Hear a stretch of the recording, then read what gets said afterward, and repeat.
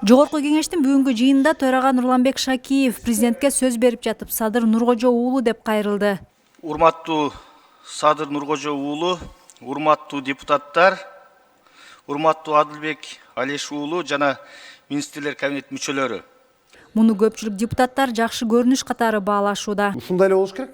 Мисалы айылдарда деле жүрсөң, ай, кимден уулусуң дейт го, мисалы. Кыргызстандын элеттин аймактарга бардык жерге барсаңыз, бирөө бир аксакал атын бастырып баратып айтат.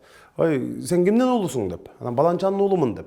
Баланчаевичмин дебейт да. Ошондуктан бүгүн ушул төрага жогорку бийлик өкүлү ушинтип өлкө башчысына кайрылганы бул менин оюмча жакшы жөрөлгө болду.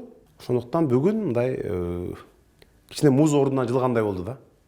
Кыргыз каада салтына, маданий өзгөчөлүктөрүнө ылайык фамилияны оңдоону эл өкүлдөрү өздүгүбүзгө кайтуу деп эсептешет. Бул улуттун иденттүүлүгү. Улут өзүнүн улут болуу үчүн кээ бир иденттүүлүктөр бар. Кандай десем, критерийлер, шарттар бар. Ошол шарттардын бири тил болчу. Тилди мына азыркы бийлик алып келип өткөрүп бердик. Жогорку кеңеште кыргызча эле сүйлөп калбадык. Кыргызча жазышып калбадык. Мунун эмнеси жаман?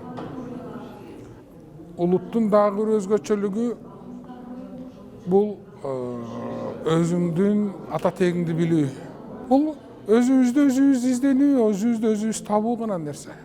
Фамилияны тандоо мүмкүнчүлүгү боюнча мыйзам долбоорун көпчүлүк депутаттар кубатташууда. Анткени бул учурда актуалдуу жана коомдогу зарылчылык. Биздин аң сезимге байланыштуу, мисалы менин уулу кызым өзү эле келип айтты: ата, мен мындан ары там ооба болбойм. Мен мисалы Элдар Айдай болом мисалы.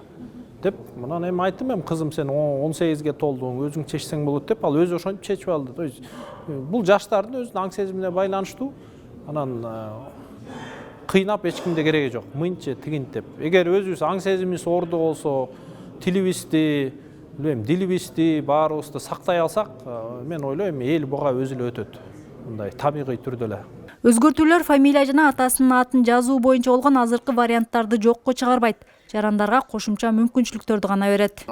Мында улуттук салтты, тарыхый мурасын жана түпкүлүгүн чагылдырган фамилиянын жазылышынын жаңы варианттарын кошуу сунушталат.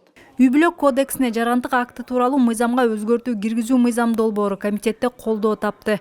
Документ кийинки аптада жалпы депутаттардын кароосуна коюлат.